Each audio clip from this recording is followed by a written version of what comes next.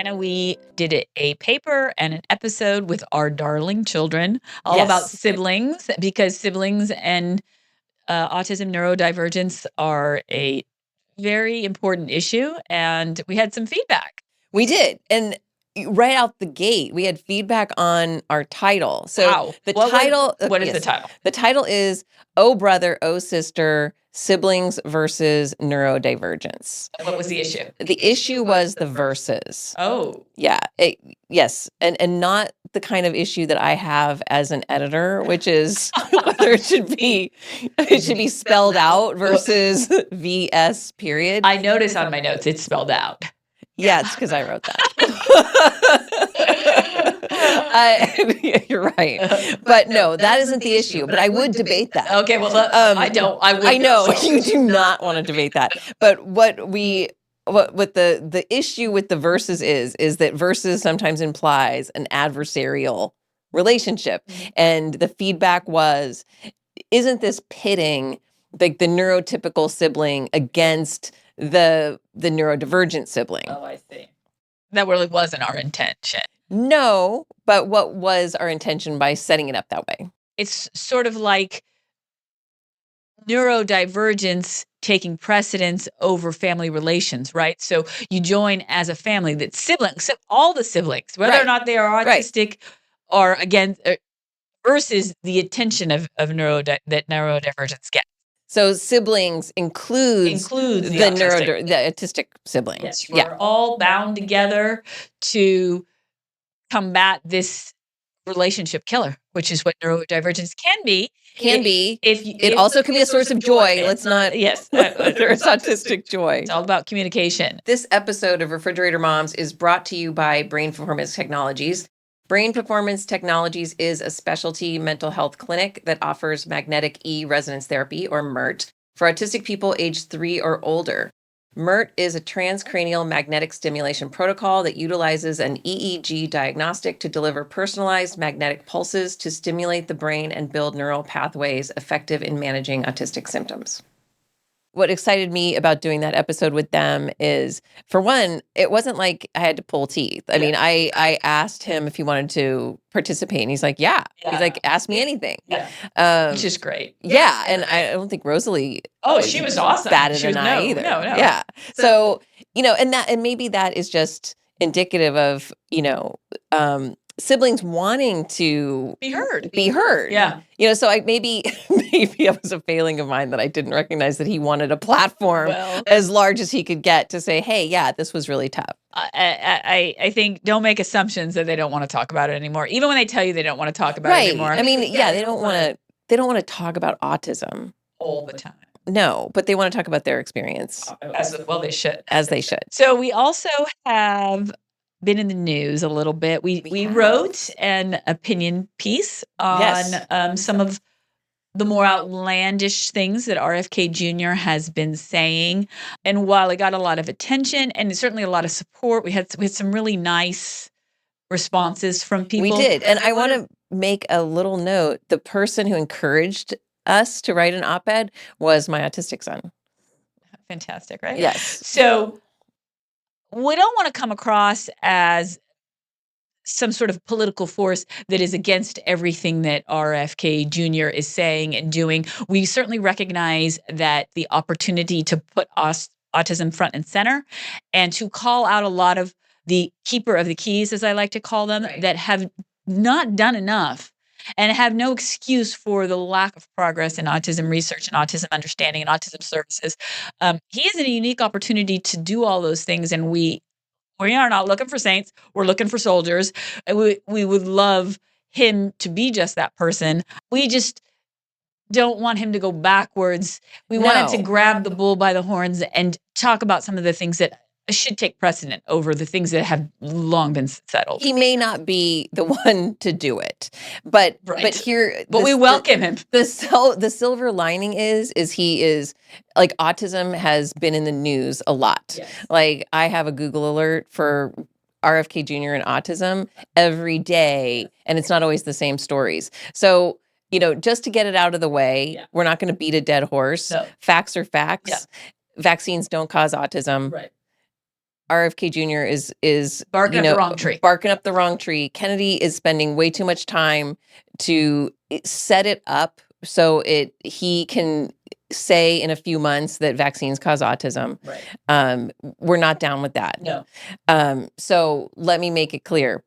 But that said, if we're going to start the conversation about autism, and what the government can do, let's talk about that. Yeah, and one of the things about him being such a boisterous person is he can have the conversations that, we have this whole thing, diagnose and adios, and it's not right. No. And he's a person to call those people on the carpet, and they should be called on the carpet. So one of the things we'd like him to do is rally for more standardized diagnostics, more genetic testing, and re-diagnosis, re-examinations, and quality of diagnosis, right? Right. I mean, obviously, the numbers about the number of diagnoses going up is interesting.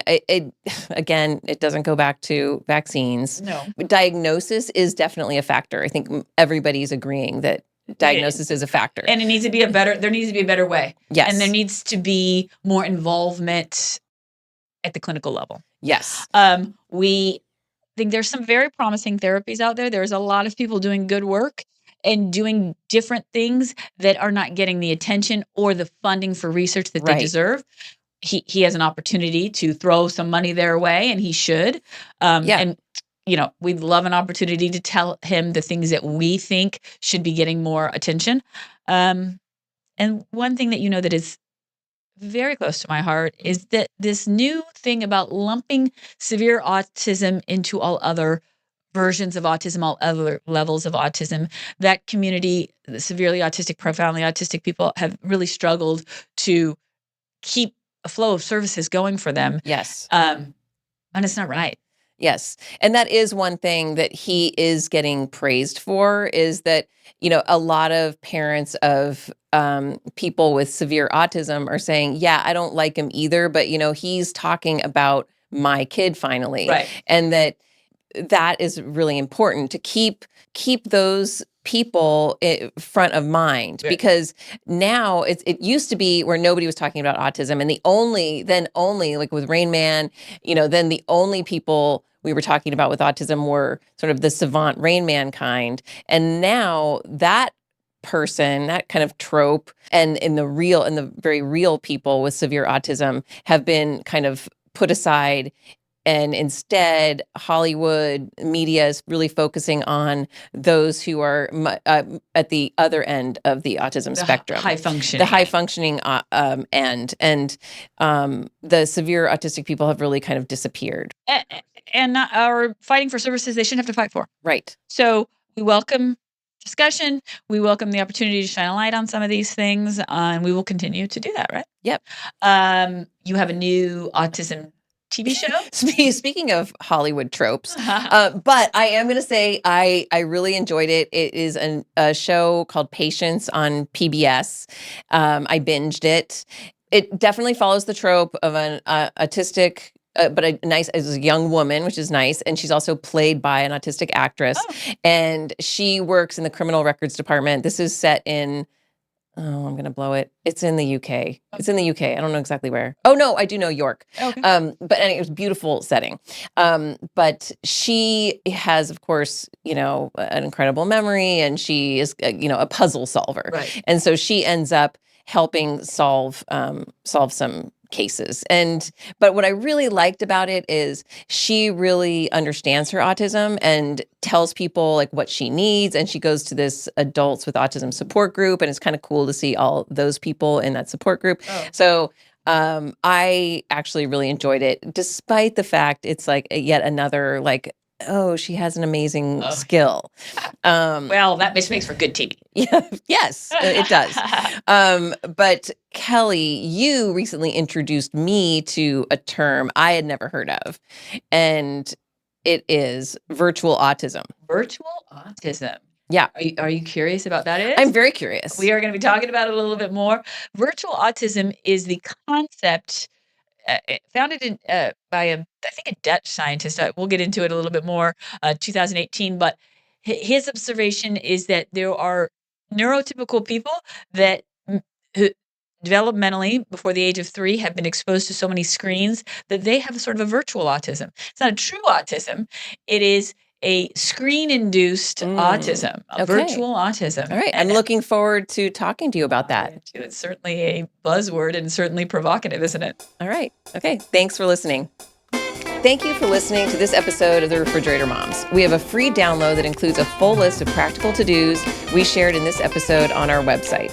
Our refrigerator paper, our version of the white paper, includes additional what would we do's and background information on everything we talked about today. Find it on our website, refrigeratormoms.com, where you can also sign up for our newsletter. We'd also love to hear your questions. Send them in along with future podcast topics by connecting with us on your favorite social media. Thanks for listening. Please note that the information provided in this podcast is for informational purposes only, and it is not intended to be a substitute for professional medical advice, diagnosis, or treatment. Always seek the advice of your physician or other qualified healthcare provider with any questions you may have regarding a medical condition. Never disregard professional medical advice or delay in seeking it because of something you have heard on this podcast. The opinions and views expressed in this podcast are solely those of the hosts and guests. Any recommendations or suggestions made are based on personal experiences and beliefs and should not be taken as definitive advice. It's important to consult with appropriate professionals for personalized guidance. A full list of citations and sources for this episode can be found in our refrigerator paper available on our website.